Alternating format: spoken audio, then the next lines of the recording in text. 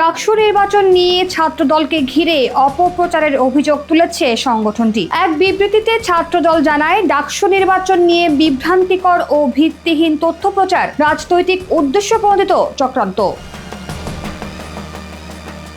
বিবৃতিতে তারা দাবি করেন, শিক্ষার্থীদের গণতান্ত্রিক অধিকার হিসেবে ছাত্রদল ডাকসু নির্বাচন চায়। এ বিষয়ে বিশ্ববিদ্যালয় প্রশাসনের সঙ্গে নিয়মিত আলোচনায় তারা সংস্কার ও নির্বাচনের দাবি জানিয়ে আসছে। বিশ্ববিদ্যালয় প্রশাসন ডাকসুর গঠনতন্ত্র সংস্কারের জন্য সব সংগঠনের প্রস্তাব আহ্বান করলে ছাত্রদল এই উদ্যোগকে স্বাগত জানায়।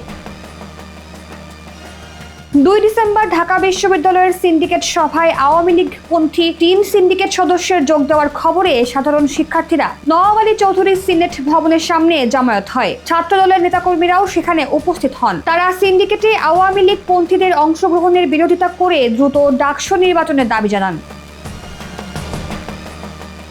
এদিকে সিন্ডিকেট সভায় ডাকসু ইস্যুতে উপাচার্যকে হেনস্থার অভিযোগ তুলে ছাত্রদলের 4 নেতাকে কারণ দর্শানোর নোটিশ দেওয়া হয়েছে। তবে ছাত্রদল এই অভিযোগকে মিথ্যাচার বলে দাবি করেছে। ঢাকা বিশ্ববিদ্যালয়ের প্রক্টর সাইফুদ্দিন আহমেদ বলেন, প্রতিবাদের ভাষা উচ্চ শহরে হতে পারে, তবে এতে হেনস্থার মতো কিছু হয়নি। শিক্ষার্থীদের বেশ কিছু যৌক্তিক দাবি ছিল। ছাত্রদল ডাকসু নির্বাচনের বিষয়ে তাদের সহযোগিতার মনোভাব পুনর্ব্যক্ত করেছে। এছাড়া এখন থেকে বিশ্ববিদ্যালয়ে ছাত্রদলের সভাপতি, সাধারণ সম্পাদক এবং দফতর সম্পাদক ছাড়া অন্য কারো মৌখিক বা লিখিত বক্তব্যকে সংগঠনের বক্তব্য হিসেবে গ্রাহ্য বা প্রচার না করার অনুরোধ জানিয়েছে ছাত্রদল।